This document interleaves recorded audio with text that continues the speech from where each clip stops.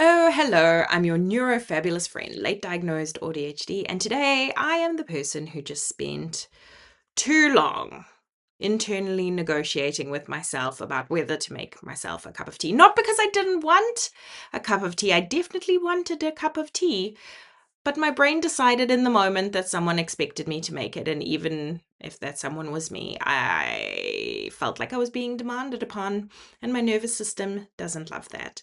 So if that just made you go, oh yeah, that's a thing, stay with me, because today we're talking about PDA, not public displays of affection. And before you click away thinking this is about a phone from the 2003s, PDA stands for Pathological Demand Avoidance, or as many of us in the neurodivergent community now prefer, Pervasive Drive for Autonomy. And it might be the piece of the puzzle that explains a whole lot about your life, especially if you spend most of it being told you're just difficult. Ugh.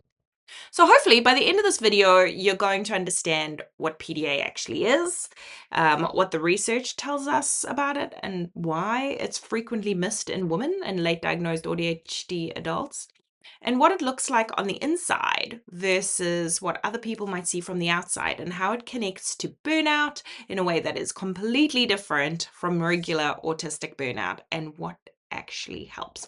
So if this resonates, if any of this sounds like you, I also want you to have a look at the links below. We've got freebies. I've got an audiobook, Unmasking Leadership, which goes deep into like what it means to lead and work and live as an unmasked neurodivergent woman.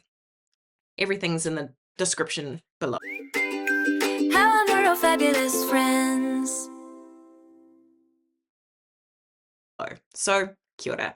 I'm Nicola. I'm an AuDHD leader, published author, TEDx speaker now. Ooh, stop it. And someone who has over like decades of experience across risk and safety.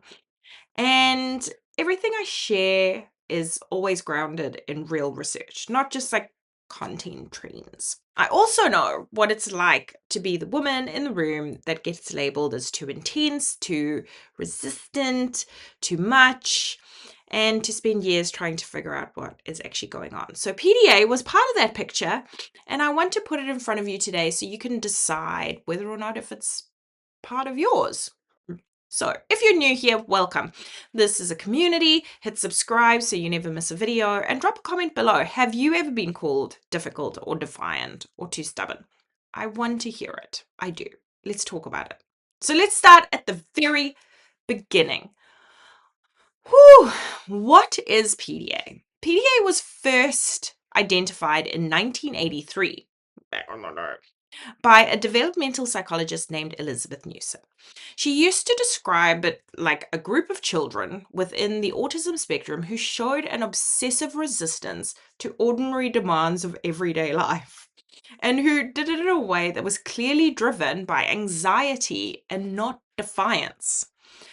The PDA Society in the UK describes it this way. PDA is determined avoidance of ordinary demands, including expectations and things that the person genuinely enjoys doing. It's not about the task. It's not about laziness. It's about the nervous system perceiving the demand as a threat and reacting accordingly.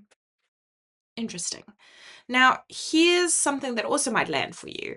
PDA can also apply to your own internal demands. So a person with PDA profile might avoid drinking water when they're thirsty because their brain perceives that even that internal need as a demand being placed on them, and the nervous system reacts by resisting it. It's not being difficult. That is a dysregulated nervous system trying to protect your sense of autonomy. Now, here's where it gets really interesting for AuDHD people specifically. A peer-reviewed study published in PubMed in 2020 by Egan and a whole bunch of other cool people looked at which conditions actually predict PDA traits in adults. Their finding: ADHD was far stronger predictor of PDA traits than autism. The correlation between ADHD and PDA scored 0.71, which is a very strong association, and the correlation between autism alone and PDA was small and did not significantly predict PDA at all. So if you're ADHD and you have been reading about PDA thinking, but I'm not sure if I'm autistic enough for this, that study actually matters for you. Now, some researchers have even suggested that PDA may simply be an expression of ADHD itself, and the overlap is significant. And I do want to be honest that one thing around this before we go further, PDA is not in the DSM-5 or in the ICD-11. It has no official diagnostic criteria. The research base, particularly for adults, is still really paper thin. And in a 2023 peer-reviewed paper, it concluded that PDA is not a standalone diagnostic entity, but rather a behavioral profile that shows up across different conditions.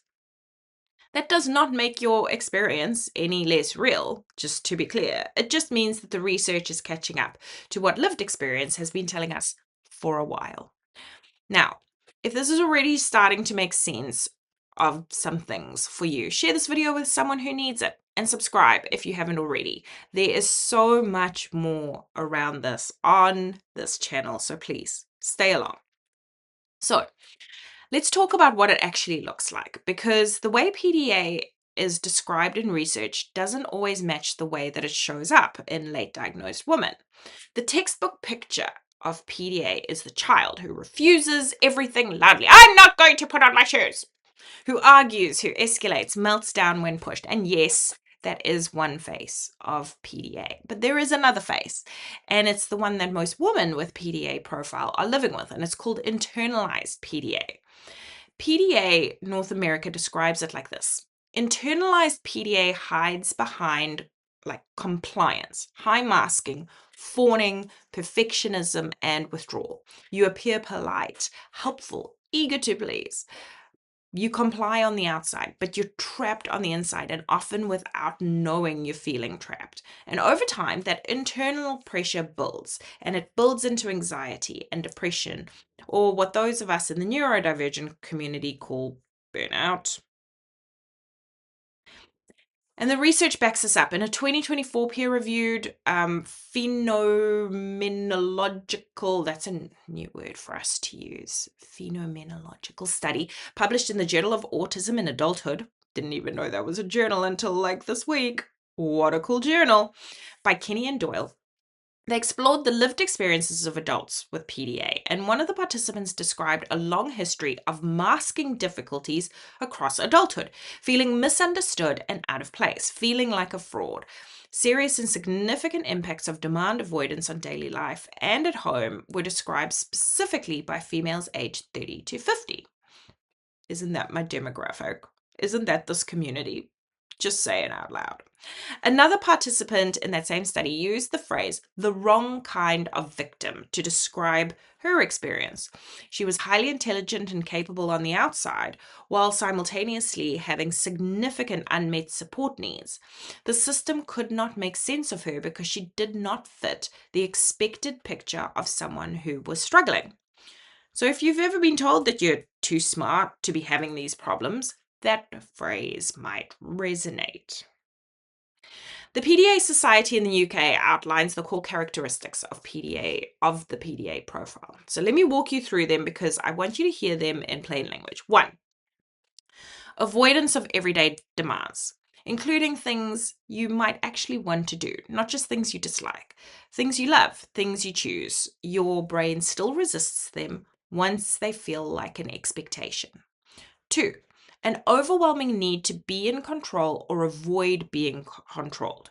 This is not about power, it's more about safety. When your nervous system equates that loss of control with a threat, control becomes a survival tool. 3, using social strategies to avoid demands. This one surprises people. PDAs are often described as socially surface fluent. You might use humor, distraction, flattery, or changing the subject to navigate your way around a demand without it looking like avoidance. This is deeply masking behavior. 4, intense emotions and mood swings, rapid shifts. The nervous system flips quickly. This is often what gets women labeled as volatile or dramatic, unstable, crazy, every time. 5, a strong sense of social justice and a resistance to hierarchy. Many PDA adults describe rejecting conventional authority structures not from arrogance, but because hierarchy feels fundamentally unsafe. Valid. One research participant put it plainly: hierarchies mean nothing to me. And she did not mean that as a character flaw, she meant it as a description of how her brain processes the social structures. 6, comfort in role play, storytelling, and fantasy. Using imaginative or creative framing to engage with the world is both a joy and a coping strategy for many PDA people. So, what actually matters the most for kind of late diagnosed women?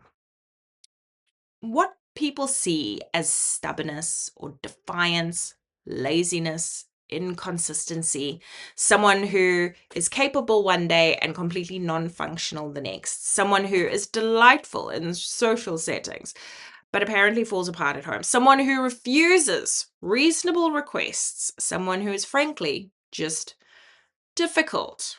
And what is happening is the nervous system that is running a constant threat assessment, every demand, spoken, implied, internal, external, it gets evaluated. Is this safe? Do I have a choice from here? Am I in control of the choice? Am I in control of this? And when the answer is no, the stress response fires up. Psychology today describes it this way: PDA is a tendency for autistic individuals to struggle when overwhelmed by demands. On the outside, it can look like defiance or choosing not to do necessary things. On the inside, it can feel like a mind storm. And a mind storm is not a character flaw, it's not a choice. Your nervous system is just going. And because internalized PDA is so well hidden, because you have spent decades learning to look fine, the gap between what people see and what is actually happening inside of you can be enormous and exhausting and isolating.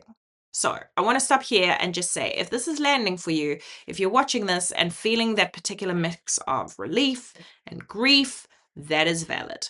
Drop a comment below. Tell me which part of this has kind of been your lived experience. I'm curious to get more information for my own sanity. And if you want to understand what this means to lead and work as your full unmasked self, don't forget my really cool audiobook, Unmasking Leadership, is in the description box below. So let's hop into something we've been talking about a lot lately, which is burnout. And we're going to specifically talk about PDA burnout, because this is one that is really under discussed in like the whole picture. And I think it's something a lot of you are living through right now without having a name for it, which I found quite interesting. PDA burnout is not the same as autistic burnout, and understanding the difference matters for how you recover. Autistic burnout is typically caused by prolonged affective masking, navigating sensory overwhelm, and suppressing your natural way of being in the world. Whoa, that's a tough one. PDA burnout is caused by something specific: too many demands and not enough recovery time. The nervous system accumulates dysregulation from responding to demand after demand after demand. And when it runs out of capacity, it crashes. And here's what's really interesting and also pretty painful. In PDA burnout, even enjoyable activities start to feel like demands. Something you love, something you choose, something that used to be a refuge. Suddenly, your nervous system flags as a pressure and you cannot access it. This is not laziness or depression, although it can look like both of those things. But it is your nervous system saying, I have nothing left. I cannot take on anything else right now, even the good things. Ugh. PDA burnout also gets described as experiencing increased nervous system dysregulation, even when considering and engaging hobbies or areas of interest. An enjoyable activity now feels like a demand, and even the expectation to seek it out or to get help, even to get out of burnout makes it less accessible. All right, so Here is a slightly hot take on this. The research barely exists for adult women and PDA. Most PDA studies have been conducted and concluded on children. They rely heavily on caregiver reports. There is no reliable diagnostic tool for adults. The Wikipedia entry on PDA, which draws on the peer-reviewed literature, sure, cool, but it's Wikipedia. It pretty much says plainly that the limited representation of adults in the literature makes it difficult to determine how demand avoidance behaviors present in adulthood. And for women especially, almost nothing. Great. Left out again. What we do know is that autistic women and girls are already at high risk of having their presentations missed, misdiagnosed, misunderstood, and on adding a PDA profile on top of that, particularly an internalized one, and you have a person who looks fine on the outside while completely falling apart on the inside. Hot mess express. PDA is commonly misdiagnosed as oppositional defiant disorder, anxiety disorder, borderline personality disorder, trauma, or just difficult personality. Ugh. Imagine being at work and just being like, oh, she's so difficult. It's like, no, let's unpack that. Let's unpick it. The critical difference is this. An ODD, or oppositional defiant disorder, is driven by anger and the desire for power. PDA is driven by anxiety and the need for safety. Those are not the same thing, and they do not respond to the same interventions. And treating one like the other causes harm. So if you've been through the mental health system and come out the other side feeling more confused and more pathologized than when you went in, this gap in recognition might be part of why you felt like that. So what actually helps? What is actually helping here? There is no protocol for PDA in adults, no standardized treatment, no medication specifically approved for it. But there are things that can help shift the experience. I did some reading. I was confused as to why there was nothing out there. But the first and the most important probably is understanding. And remember we spoke about that Kenny and Doyle study that found in 2024, they found that having language for their experience was one of the most significant turning points for adults with PDA. Being able to say, I'm not rude, I'm not defiant, I have a nervous system that responds to demands as threats, changes the internal narrative, and it changes how you explain yourself to others. It changes what you ask for, really. The second is reducing unnecessary demands. This sounds obvious, but it's genuinely hard for high masking women who have spent their whole lives adding demands rather than removing them. And every demand your nervous system does not have to process is recovery capacity. So look at your life and ask yourself honestly, what is on this list that isn't actually necessary? It's a hard list to look at. I'm just saying. Third is building genuine low demand time. No scrolling, no passive consumption that still requires your attention. Real rest. Time when nothing is expected of you, including rest. Because I always feel guilty when I rest. I feel like resting. Yeah. Okay. The fourth is autonomy. PDA North America describes it this way. When safety and autonomy come first, connection follows.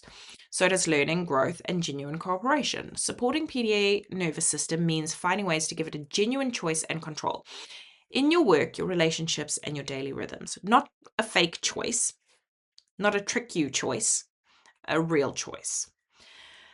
The fifth, and this one's for the people in your life who, as much as it is for you, it's also for them, is understanding what conventional behavior approaches do not work for PDA. Rewards and punishments actually backfire. Pressure escalates the response, and Psychology Today puts it plainly, PDA does not respond well to rewards and punishment. What works is collaboration, humor, flexibility, and reducing a sense of threat. So if you've tried every productivity system, every reward chart, every accountability structure, and wondered why you're the only person that it does not work for, this is probably your answer. Yeah, the system just was not designed for your particular nervous system.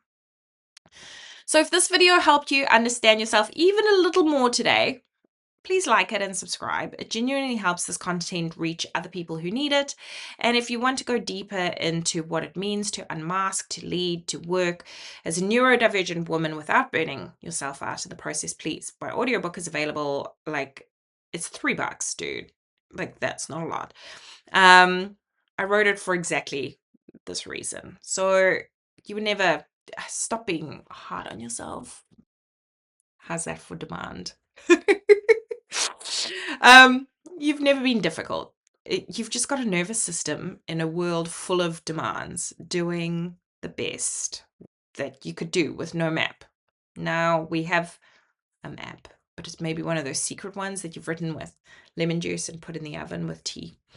If you need any of the research I've listed today, I've got it all listed below in the description. And if you're watching this on TikTok, please go and watch the full video, because I know that sometimes the video gets truncated because I ain't got no time for that. But yeah, go watch the whole video. It's going to be pretty awesome. So thank you for coming along today.